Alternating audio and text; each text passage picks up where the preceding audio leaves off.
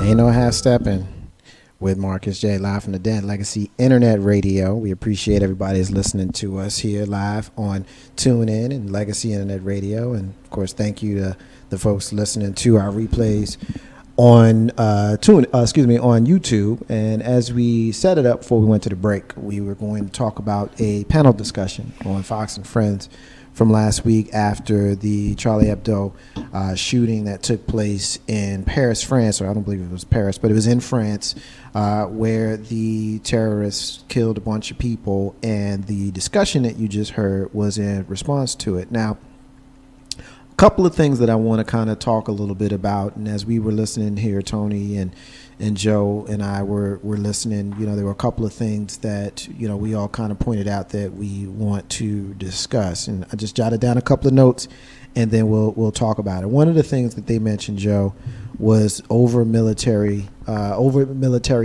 don't know if that's the right word, but that's kind of the gist of what they were saying. And they were alluding to how police officers look. And of course, they're speaking of France, but we're on Fox, we're in America. I think that the point of the discussion was to discuss how we do it here. Mm-hmm. So as far as the militarization and talking about being in places where there have been terrorist issues in the past and how we deal with them currently in the future, and police officers having the appearance of the military as they patrol civilians. What's your thoughts on that? Well, I mean, it's clear to me that I don't disagree with that totally. First of all, I think a show of force sometimes is what's needed. Some people will maybe deterred by that show of force by the way that they look. I mean, I look at a lot of different things. When I was doing security, when I did law enforcement, when I did certain things, people could come out of a nightclub into a crowd, and they want to sit out in the middle of in the parking lot and wild out and act like a bunch of idiots. As soon as a dog was walked through that crowd, everybody dispersed. I don't care who you are, how big you are, how much you want to sit there and talk junk. When a dog came through, it dispersed. Show of force. Now, the dog wasn't doing anything, but he was being walked through the crowd. But people left. Same thing with a shotgun rack. When you hear a shotgun rack, I don't care on which side of the club you on, if you're on the outside or where you are, it's a very distinct sound when you hear everybody stops, they turn, they move. Now, scare tactics sometimes work for some folks, but then again, you got those folks who want to sit there and say that, no, this is the freedom of this and that and this and that. Really, this is not the freedom of a whole lot of folks. We want to think that it is, but you have to earn those freedoms. You have to, I mean, you're expected to have them, but you have to earn those freedoms by doing what you're supposed to do as far as society and the laws are concerned. Tony, what do you think? Well, I mean, I certainly don't want to live in, kind of like a remixed Nazi Germany. But I do agree with Joe to an extent that sometimes it is needed. There are situations where I think that if, like we discussed, if people saw police officers, they might say, oh, well, let me not do whatever I was going to do and, keep it moving. I think that if that could be done on like a balanced level, it would take a lot of work and effort, because then you have to do more in-depth, like, the application process. You can't just have every police officer out there, with an AK or with a shotgun, because some of them mentally, shouldn't even be carrying the weapon that they have right now. So I think some of that process would have to change. Maybe have like an elite squad, like SWAT people who, kind of go through certain areas or whatever. But I don't think that it's absolutely crazy to think that should happen. Yeah. Well, I think, I guess I tend to agree with the two of you with regards to it. I am not wholly opposed to the police showing a strong physical force when necessary. I would have a problem if they just strolled down Jackson Avenue in Jersey City, or if they just strolled down Military Highway in Norfolk, Virginia, or they stroll down, Pick Your City in Dallas, or pick your city in DC, pick your street, I should say, or Broad Street here, dressed as military. You know what I'm saying? I would have a problem I would have a problem if they were just doing that random, personally. But what do you mean dressed as military? First of all, uniform is just what that is. When I say dressed, I'm talking about with. You talking about flag jackets? I'm talking about flag jackets and there's a way that you look. You know, maybe I'm not having the best time articulating it, but there's a way that you look when you're dressed for war versus how you're dressed to patrol as a police officer. Yes, okay, I agree with that. And so, so if we can agree with that, then the actual look, the fact that I have trouble articulating it, if we can move past that and identify that we agree on that part. Yes. I got issues with that because, there's no reason for it in that particular moment. Now, if there's something going down, if there's some sort of, large gathering where you need to make sure that they see you and they may want to think before they get out of control.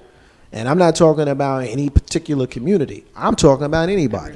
Right. Well, let me make a case to point. Like I said, I know a lot of RPD officers, a lot of them. I work with a lot of them. And I just think back to certain scenarios. I know they'll bring the mobile command unit out and put it right in the middle of 2nd Street for the 2 Street Festival. Okay? And why do they do that? They do that because they want to show, and I'm just using this as an example, so please, folks, don't get it twisted when I'm just, because, that's the majority of a black festival. That's not what I'm trying to say, because if we want to go to Oregon Hill, they do the same thing at Oregon Hill. So when you have those type of festivals, you know what that type of festival can produce, not what it's intended to produce, but what it can turn into. And you get a lot of times, you get that show of force out there. And you know what? A lot of the officers, and the way Richmond City did it was they had regular patrolmen out at first for a lot of years. And then they had to step it up. And I think that the times call for drastic measures, call for drastic measures. And I think that, in agreement with you, yes, I don't think that just on a random Thursday, we should just walk down the middle of the street, martial law style with the horses and going down the block. And that's the word that I was escaping me, martial law, because that's what I fear. We end up getting to if we don't show some sort of opposition to that being part of the normal police practice in normal situations. I don't want to go to just go to the mall and see a bunch of military style police officers. That's just me. Well, in America, you normally don't get that. Now you go outside of America in any other country, and that's normal. No, I got you. What becomes normal is based upon the experiences of those people. Exactly. And so I can dig that. The next piece that I want to kind of introduce here is something that the Fox News correspondent Shannon Bream says. She covers the Supreme Court. And she, of course, in the clip that you guys just heard there, when the gentleman noted that the more heavily armed police would help deter bad guys, and someone else said that sometimes bad guys don't look like bad guys. At that point, Shannon Bream chimed in and said, quote, "That's my question about these guys, because if we know they were speaking unaccented French and they had, ski masks on, do we even know what color they were, what the tone of their skin was? I mean, what if they didn't look like typical bad guys?" End quote. And so that was the piece more than anything. We listened to a 4-minute clip, but that was the piece more than anything that really, really got me because, well, I'm not going to get into it too much. I want to see if I'm the only one here. I'm on an island. Tony, am I on an island on that one? Did that particular quote speak to you in any kind of way? Oh, absolutely, because we know what she's saying, like brown people particularly. Right. And, any other nationalities that are viewed as like terrorists. People think that everybody from the Middle East are terrorists. Right. That's exactly what she was saying. Right. And it's just, again, ignorance. And I think I guess what may have empowered her to make that statement was the people, the two guys, the brothers involved here, if you were to just look at them, forget their names, they had Islamic sounding names, and we know that they were Islamic terrorists. They were terrorists by definition of what they did, but based on what they look like, if you just went off of what they look like two light-skinned black dudes to me. They didn't even look like they were Middle Eastern. They looked like two light-skinned black dudes that you would see here in Richmond and, Southeast D.C. for this fellow over here, Jersey City for me. Right. So, and Pennsylvania for other folks who, may have, people in their family. My co-host just joined us here, so I just took a shot at her before she even grabbed the mic. So let me go ahead and introduce her now. I got my sister, S.Y. Butler. What's up, baby? I see you over there. And so I had to take a shot at you before you even got in here. You know what? Uh-huh. I just think you like picking at me. Yeah, I do. And it's okay. Yeah, it's cool. That's what we Well, do. as long as you know. That's what we do. As long as we're not under any illusions Just here. don't say anything when I get you back. I'm scared of you. Anyway. You got it. I was having a conversation with someone the other day, and I was actually at work, and I said, people think I'm crazy, but I've just always been very cognizant of like my surroundings. Right. And, I usually when I leave work, it's dark outside. And I said, the security people probably look at me like that lady is lunatic, because I literally walk to my car looking like a crazy person. Like, I wish somebody would jump out, I have my key ready to gouge your eyeballs out. But I said, I look around this office and everybody looks so normal, but there are people here that do really bad things. Mm-hmm. Somebody has to do these bad things that we see on TV all the time. Mm-hmm. And you don't know what that looks like. And she was like, I agree. It looks like normal. And hey, folks, are we reaching? Absolutely not. I mean, okay. Now this is just me, and I'm that dude who just would like to argue about everything most of the time. Yes. But maybe I just didn't feel that way about what she said, because I kind of agree. We don't know. And the pretense of the beginning of the conversation was we don't know what terrorists might look like. And we don't. Now, just because they happen to be fair-skinned looking folks that could have been a brother from right here around the block. Yeah. But, I mean, look at the bombers who were in baseball caps at the Boston Marathon. I mean, they were young. Right. Well, and that's the what point, though. Right. That's exactly. So I'm missing something? That lends to our point that Yeah. you don't know what they look. They look like everybody. Right. But I'm thinking, when she said that to me, that's all I heard was that's what she said. We don't know what terrorists look like. So why does it matter if they have on a mask if we don't know what a terrorist looks like? Why does it matter what color they are? Right. What does the color have to do with it? And we don't, and they don't look like bad guys. I mean, those are the pieces that. I might have to go back and listen to that Maybe again. so, and that's fine. That's fair. That's fair, because a lot of the detractors who are unaffected by racial profiling, who will hear that, will say things like, "Y'all tripping," and I'm not speaking to you, Joe. I'm not. Yeah, I was going to say, because I'm 6'4", 290. I'm the worst threat they got. Yeah, and I know the way I started that, it sounded like I was coming at you, and I'm not. That's not what I'm saying. No. But what I'm saying is, because I have them, I talk to them. I'm friends with a lot of them who think that we are tripping when we talk about racial profiling. They think that stop and frisk, and that's another piece that they mentioned in that piece earlier on when he talked about how, they're taking a piece of the policing away from the NYPD by not being able to stop and frisk, and they're mad about that. The stop and frisk, we know that overwhelmingly affects people of color. You know what I mean? Like, crime don't happen in other neighborhoods. Like, crime is centralized in Black and Latino neighborhoods. So when you hear someone that is on the most popular news station in the country, of course, except for Dish Network, because they got dropped from them, but you got somebody that's going on TV that's talking about terrorism and saying we don't know what color they are and they don't look like bad guys. When you start connecting all of those dots, to me, it sounds like classic racial profiling to me. To that you say what? Because I see you giving me the quizzical look, and if I'm tripping, if I'm overreaching, which I don't think I am, but if you think I am, we can talk about it. No. Excuse me. No, I don't think you're overreaching. Like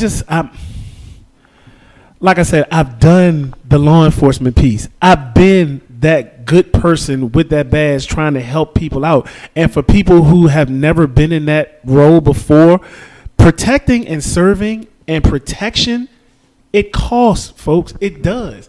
And I just seem to think that everybody wants, and believe me, like I said, I understand the whole racial profiling thing. Yeah, like I said, being 6'4", 290, bald head, you walk through and put a hoodie on, the first thing that they want to do is look at me sideways. But I'm articulate enough to be able to talk to people when they, just because I walk around and wear some jeans, well, they're not sagging either, believe me. But, your appearance does certain things. I can walk around in this suit and tie that I do quite often, every day, and get that same side-eye look because most gangsters that I know do dress professionally. They look just like you. They look just like me. I mean, I from the police point of view, if you're saying that she was trying to be off kilter, okay. I just didn't pick that point up. That's just me. I didn't hear that. And like I said, being in the position that I have been in before, to make sure that protecting, like you said about the patent search, whatever it was. Stop and frisk. Yeah. Okay. So, it's not, identify yourself. You got an ID, I got an ID. See, that's the reason why I don't like it, because I think that's a tricky thing to say. I think it's a very, very slippery slope to say just it harkens me back to a scene in Roots, where, Kunta Kinte is taking Kizzy, and obviously we know that slavery days, it's different. But it always reminds me of that scene when they had permission from Massa to go and do whatever they were doing, going to a neighboring plantation, but they got rolled up on by some dudes that was looking for some runaway slaves, and they was like, show me your papers. And they were slaves, and they were fearful because they realized that even if I show you my papers, if you don't respect these papers, then it doesn't matter that I have them. Well, you know what? Okay, I watched 12 Years a Slave. It's the same thing with the coin when old dude was going to pick up the stuff for his master's lady. With the coin, he had to have a specific coin in order to travel outside of the boundaries. I get that. I understand that. But it's all cops are not bad. And I think that we get a lot of bad play because of some ignorant people. I'll sit here and say this. I know that a lot of situations where we have those police officers who are crooked or who are bad, guess what? A lot of they slip through the cracks. A lot of them can't become police officers off the top. So what do? They circumvent that by going and becoming municipality police officers, or they go become dog catchers. And then because they've gotten in and they can prove themselves a little bit, they get to know somebody. It's not always what you know and how you know; it's who you know. Right. So I think and I agree with you. All police officers aren't bad. I am personal friends with two members of the NYPD. One I've known since I was 14, and the other I've known since I was 18. And I've been friends with them for my entire life, and I know them well enough to know that they're good people. I've had them both on the show. One was anonymous, and the other one said who they were. But they've been on the show. And so because I know them, I know that it's cool. But we also have to know that we're dealing with a lot of assholes that was punks in the hood, that's got a blue uniform and a badge, and they get to go be tough guy. If I am to accept that all police aren't bad, if I'm to accept that, which is fact, then I'm not going to stand for stop and frisk, because all brothers ain't bad. Period. all brothers ain't good. All brothers ain't bad. And if Right. but all that's a double-edged sword. It's a double-edged sword. But if I'm going to respect you, you're going to respect me. And show me your papers. But you know what? It's But funny. you know me, and I know you. Okay, and at 6'4", 290, I'm a foot shorter than you, and I'm no more menacing than anybody that y'all know. But I've been subjected to profiling, just like I'm sure you have. Oh yeah. And it doesn't make you feel good. It just doesn't. It doesn't make you feel good. And I'm supposed to accept that because there was another 5'4", black dude that did some dumb shit. Like, I watched the episode of Good Times just yesterday when they brought JJ in. He's tall and skinny, but the dude that actually did it was short and fat with a fro. Racial profiling. That's why it doesn't work. I get you. I understand that. But you know what? As soon as you miss, but are you going to be that same justifiable when they miss that person who, like them brothers who sit there and blew up the Boston Marathon, when they let them slip by because they don't look like they look like they fit? And you're going to get pissed off when something happened or something jump off or something get blown up or somebody else, and then you turn. For case point, our boy Mr. Malvo, the DC sniper. Yeah. Really? John Nobody thought that it was a black dude, did it? sleeping in the. I worked at the airport at the time, but scared. Well, I won't scared because I ain't give a darn.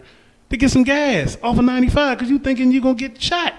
Oh, yeah. I mean, I think we all went through that. I know, as a matter of fact, I know I went through that. I actually remember making jokes at the time, running through the parking lot, dipping and dabbing and all of that. I actually remember doing that.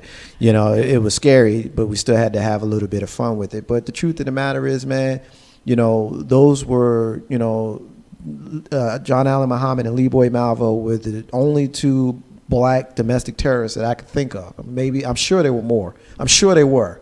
But the only ones I could think of, the dude that blew up the Atlanta Olympics, white dude. The dude that shot up them cops in the woods in Pennsylvania last year, white dude. Theodore Kaczynski, white dude. What about the dude who was the in the military? The dude who was in the military who the rogue cop in L.A. Yeah. He was black. Yeah, he was black, dude. I'm not sure that I would put terrorist on him, you know. But what is terrorism? Come on now. Yeah, I mean, I got you, but I think a lot of times when you look at the guy, I'll give you an example. When you got the white dude with the crazy hair and the crazy eyes that shot up the movie theater in Colorado, nobody wanted to use the word terrorist with him, but that's what he was. Exactly. Yeah, he was a terrorist.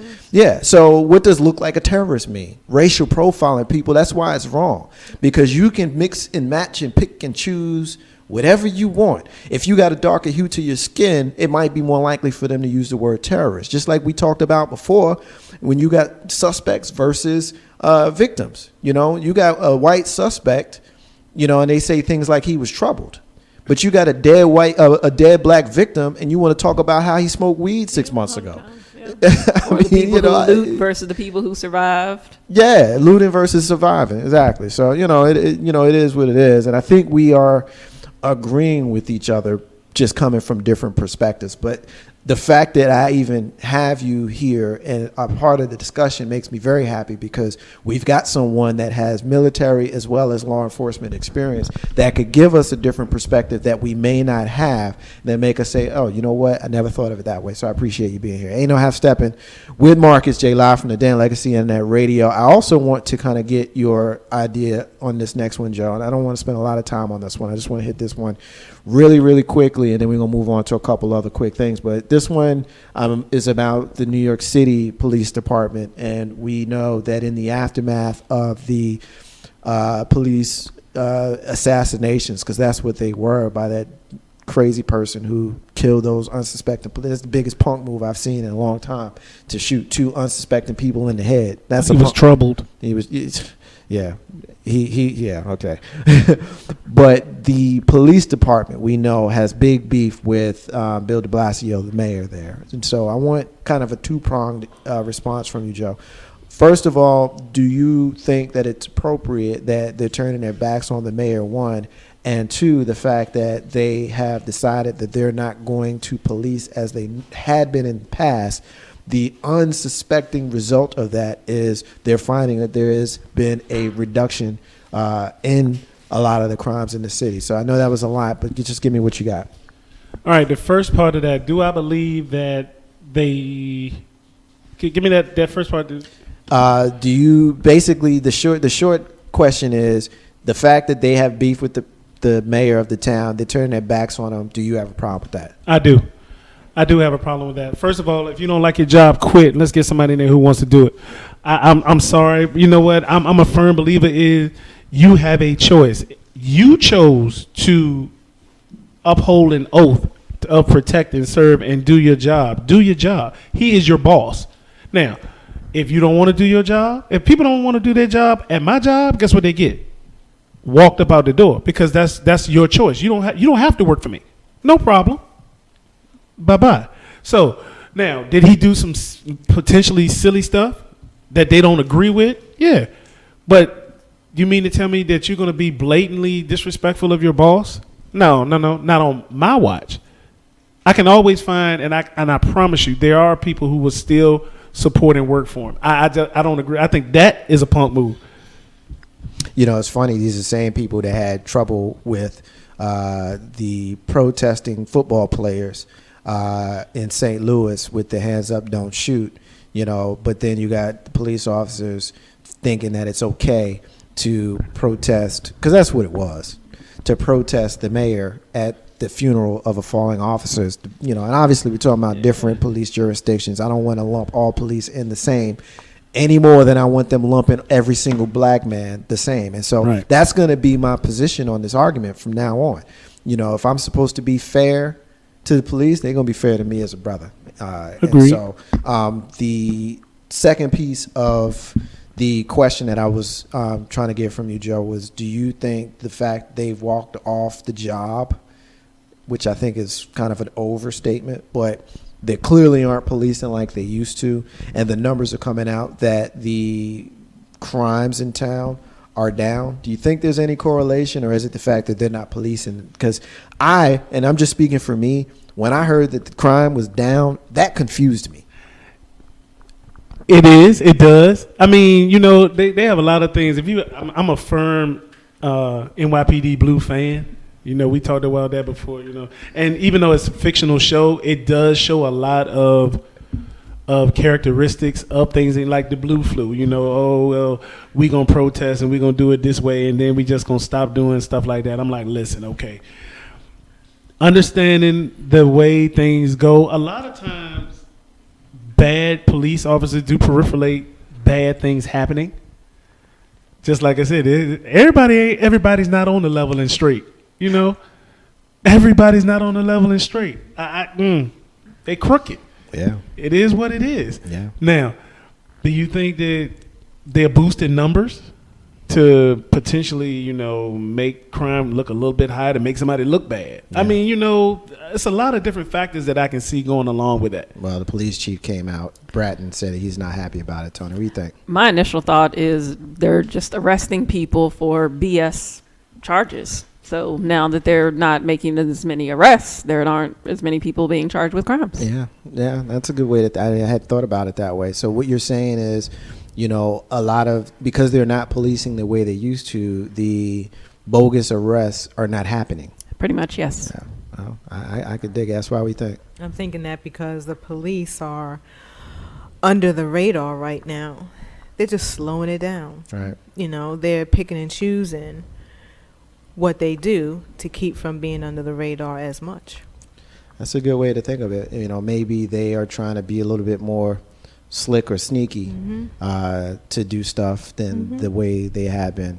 It's possible. And I wouldn't put anything past people who have been known as a organization to frame people, put people in prison who they know are innocent, things of that sort, and stand by who they know to be a crooked officer, and then have the nerve to chastise the community when the community says don't snitch. Now, personally, I think don't snitch is stupid. I just do. Totally. But I also think that a police officer who knows that another police officer is doing something crazy.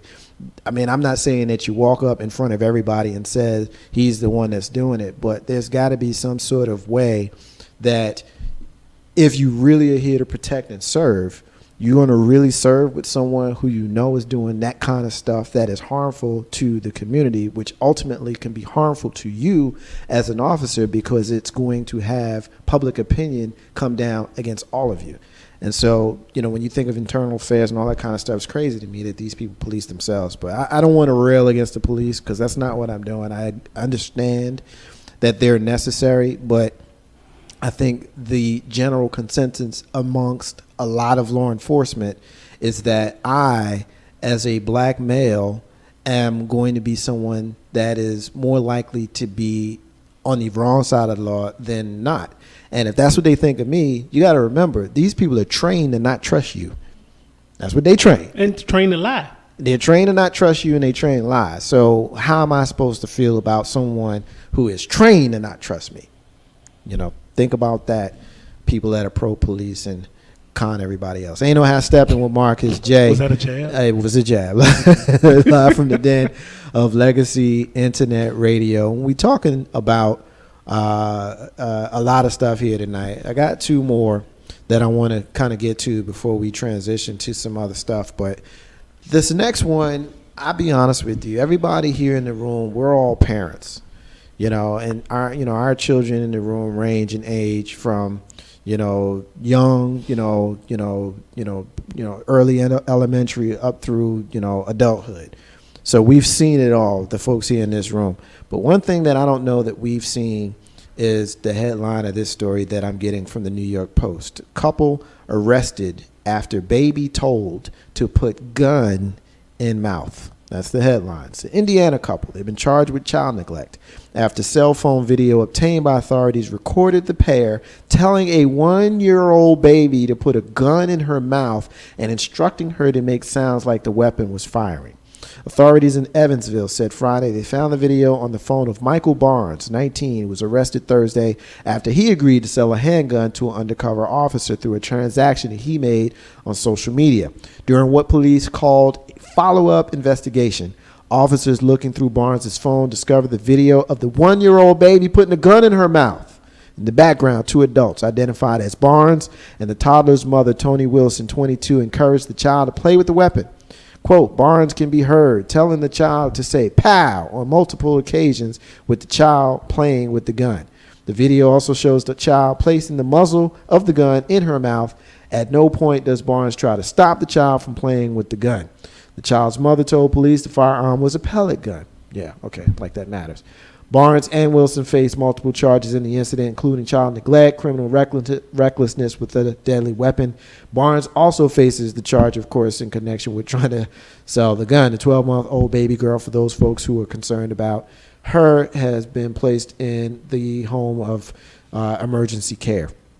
That's the end of the story. That's why you're up first. Oh my God! Quizzical look on your face. I understand it because I have it as well. At least I had it when I read the story. What's your thoughts? Just the poor baby, surrounded by, I don't even want to say the word. Idiots? It's worse than that. It's Dumbasses. Worse than that. Keep it going because they really need their asses whooped.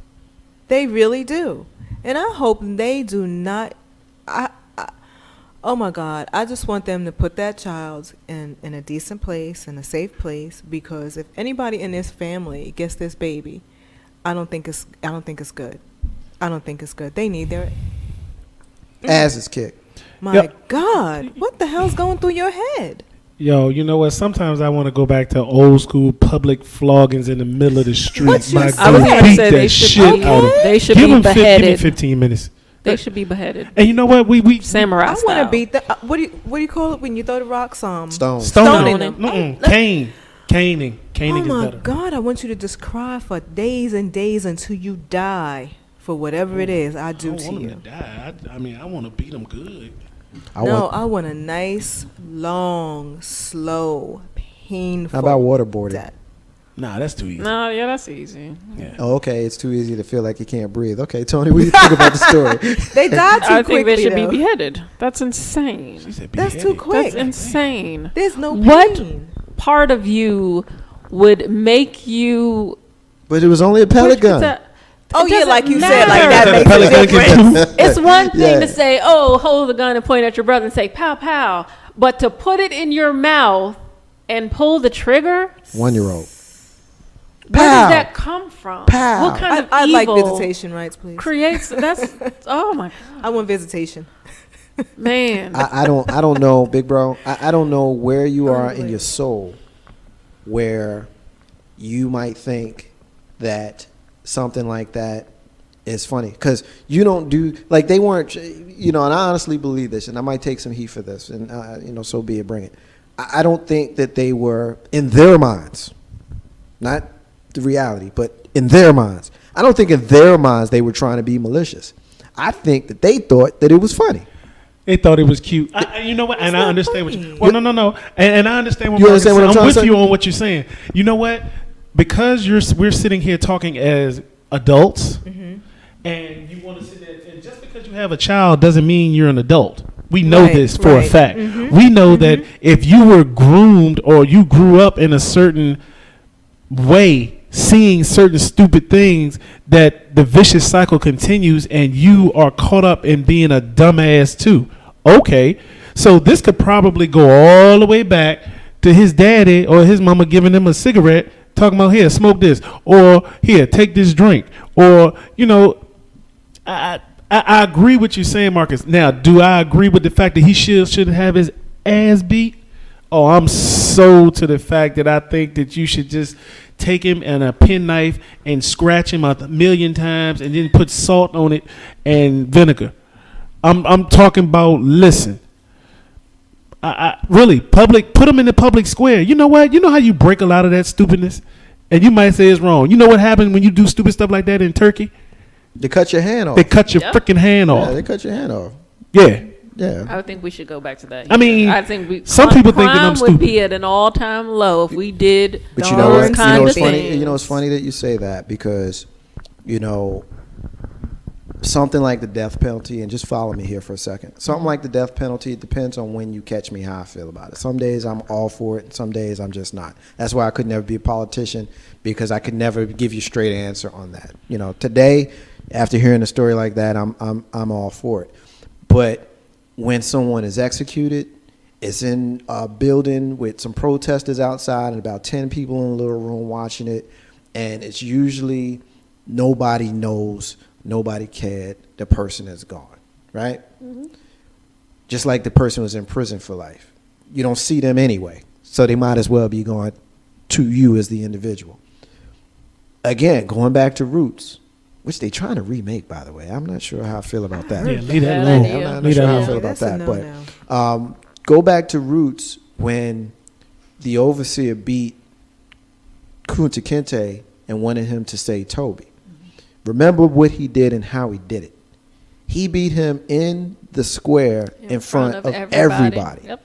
And the reason why he did that was to show the other slaves, this is what's going to happen to you if you do or don't do, or you know, disobey if you or go break the against me. rules. Exactly. And so I'm not saying that I'm all for, you know, public hangings and shit like that. I'm not saying that. I know you are. I'm not saying that. But I think there could be certain things that we can legislate as long as it is proven without a shadow of a doubt, which is what they say they do anyway, which is questionable. But anyway, I think y'all understand what I'm saying. We can prove that somebody did, especially if it's a child.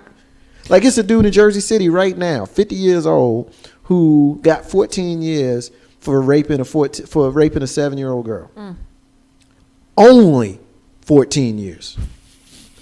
You get more than that for armed robbery. And he said that she came on to him. Oh, Jesus. And he cussed the judge out in open court. He was found in contempt. They had to take him out. Now, I'm not telling that because I care about that story. But the point I'm making is he got 14 years, man. You know what's sad about that? 14 years, We're man. way too liberal. I mean, we're way, and I'm going to get some backlash for this one because 14 years. I'm a pro-death penalty person. I am. Two at a time. Line them up. If you did it, if you did the crime, guess what? And you know what? But it's going to be some fallout because it might be one or two you catch up in the middle that didn't do it. That's exactly what I was about to say. There was a brother who got out of prison 21 years for a crime he didn't do and dropped dead a year later when he got home. I just read that story this morning.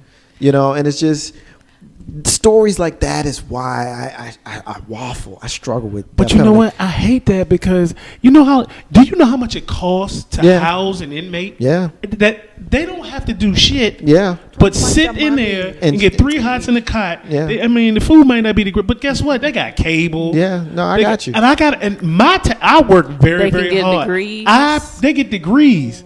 Yeah. I have to pay for them to be rehabilitated. And you got to pay for you to go to school. Exactly. You know what else I say? Something about that ain't This is right. what we do, dog. Put them on a penal colony in the island, send them over there somewhere, and let them be. You know what? Ship their asses off. How many movies have we seen where they put them all on an island like that? I don't know why they closed Alcatraz. They need to reopen it. Real talk. I like the That Alcatraz. would be great. And with technology the way it is, man. oh man. 1963, they closed down Alcatraz. But yeah, I mean, I'm for death penalty too, but only in cases where there's, without a doubt that the person is guilty. But you and never it should know. be a 72-hour turnaround time. you're found guilty, you're sentenced to death. And 3 days hook 'em later, up. just so you can sit and think about what's about to happen Think to you. about what you yes. did. And then then kill that's him. it. 3 days. Yeah, I can't imagine. kill 'em and bring 'em back. I can't even imagine what it's like when you're in that room and you know tomorrow is the day, and what it's like to sit in that room all day, and then when they finally come and get you, you got to walk down that Dead hall, man and walking.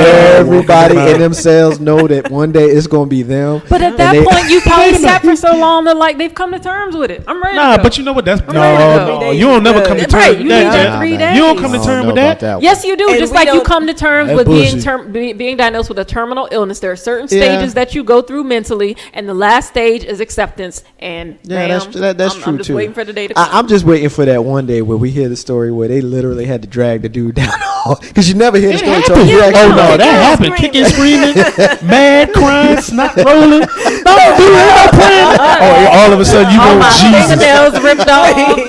All I that. want Jesus to come and save me. I done accepted. Grown ass man calling for his mama. Ain't that so? Ain't that so? Ain't no have Steppin with Marcus J. Live from the den, Legacy Internet Radio. We the only show in internet radio that can get that kind of laugh out of the death penalty. Your mama You gonna know, call and say, "Don't cry now." Yeah, don't cry. You should have thought about that and whatnot. Here's the last story I want to talk about. Tony, I want you in on this one first. I'm getting this one from rawstory.com. As you know, I like to read headlines first. This one says, Pastor, I punched the kid as hard as I could for not taking the Lord serious. Crying out loud. One more time. I punched a kid as hard as I could for not taking the Lord serious. Don't play with the Lord. A pastor at the Bible Baptist Church in Hasbrook Heights, New Jersey. That's nowhere near Pennsylvania, that's why.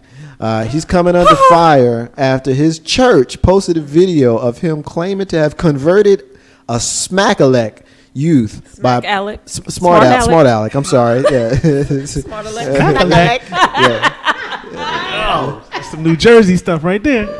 That's a new word we put down in the Is dictionary. that like when Smack-alec. things Yeah. go That's going in the all dictionary Let's next get year. that. I don't like Is none of- that like I when don't- things go all I don't like none of you Say it people. again. Is that like a freak leak? I don't like none of Spell you it. people. Yeah, well, I'm going to get you. I'm going to fix all Smack that. Olac. Smack a leg. Someone some horse Smart out. Horse divers. Hoodovers. Horse divers.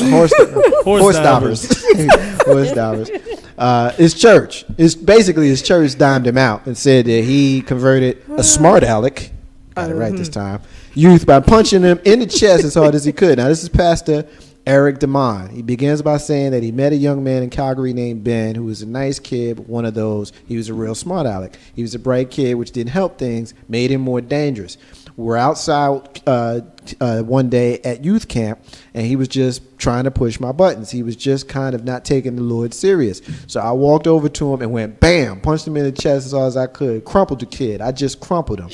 Then I leaned over and Amen. said, then I leaned over. Hold up. I'm sorry. Pass it on play. Then I leaned over and said, Ben, when are you going to stop playing games with God? I led that man to the Lord right there, he concludes. According to the church's official history, Bible Baptist is a, quote, family-focused body of multicultural believers founded by a group of 5 ladies during the early part of the 1920s. End quote. Tony? You don't put your hands on somebody else's child who's not related to you. I would have called disagree. Jesus and told him Reverend Damon is It coming. take a village. Because There you go. it takes a village, but you don't put your hands on my child without my permission. Well, the we will village idiot fight. just did. We will fight. See, that's what's wrong with these You don't kids do today. that. Let me get some love, and we getting We some don't do love. that. We getting some love from our sister No. Michelle K. She checked in a Hey, while ago, Michelle. and it's my fault. I never got her, and I sent her a note on social media saying what's up, but I didn't get to call our sister Michelle K out. Michelle K, I'm gonna need you to comment on this one. So definitely this one. I know you're listening, but definitely comment on this one. Tony, I'm sorry. Finish your point. No, you just don't look at you. Get on my He's nerves. salivating You over there. do not do that to other people's kids that are not related to you. I can understand you being frustrated. As a man of God, you're supposed to have peace. He did. And you and you Be use still. wisdom. He had a piece of Ben. And you wisdom. That is crazy. I led him to the Lord. Right? What? He You said- know what they say? that joint. Yeah, and then you're bragging knocked about him I out. crumpled him. That joint said I crumpled him. Yeah. You better watch your back. You better watch your For back. not taking the Lord serious. Yeah. I like the pastor. That's why you I good? like the pastor. Mm-hmm. Yep. I sure do. Really? I sure do. Okay, tell us why you like the pastor. Because you don't take the Lord seriously, really, and you BSing with the pastor. That's not what you do. Now, okay, granted, the pastor should have had a little self-control, but I give the pastor a thumbs up. I do. Okay. Don't play. Joe? And no, I don't mind busting that child. That's the problem now. I'm telling you, don't hit Amir Taylor without my permission, because we gonna have problems. Well, you better hope I'm not the pastor. I'm just saying. You better hope I'm not the pastor. Oh, my goodness, ladies, you better hope she's not the pastor. We know that you ain't going to be the pastor. I'm gonna be like, where your mama at? Go and get your mama. After you hit him. Now go get your mom. Yep. Big bro?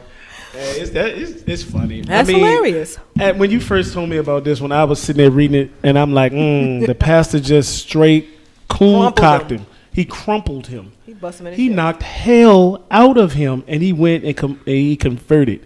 Yeah. Tony, you know what? I was sitting over here chuckling and laughing, but I'm serious with you. Why he ain't hit a grown man and bring it back? You gonna hit a kid?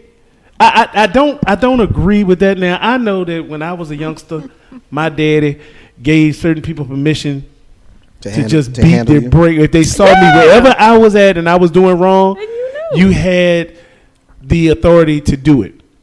First of all, in today's society, you know, church is what church is. People don't believe a lot of different things. Mm-hmm. You know, we can go back and talk about a lot of different stuff on Bible stuff. We're not going to do that tonight. But I do not agree with him just straight coon cocking the kid, man. What I wouldn't have paid to see that. Now, he could have hit somebody else's kid. I probably would have sit there and laughed at it for real. But I've been like, yo, really? Where was his parents at, though? Michelle K., thank you for still listening, and thank you for sending in your comment. I asked her for a comment. Here's her comment. Well, I wouldn't put my hands on the other children except her godchildren. Now I will correct the youth of the church if she sees them doing wrong. So I can definitely agree with that. Here's my thing. For those folks who know me now, I was Ben. I'm still Ben. I was about to say, you still Ben. I'm still Ben. He has really been, y'all. I'm still Ben. It doesn't mean that.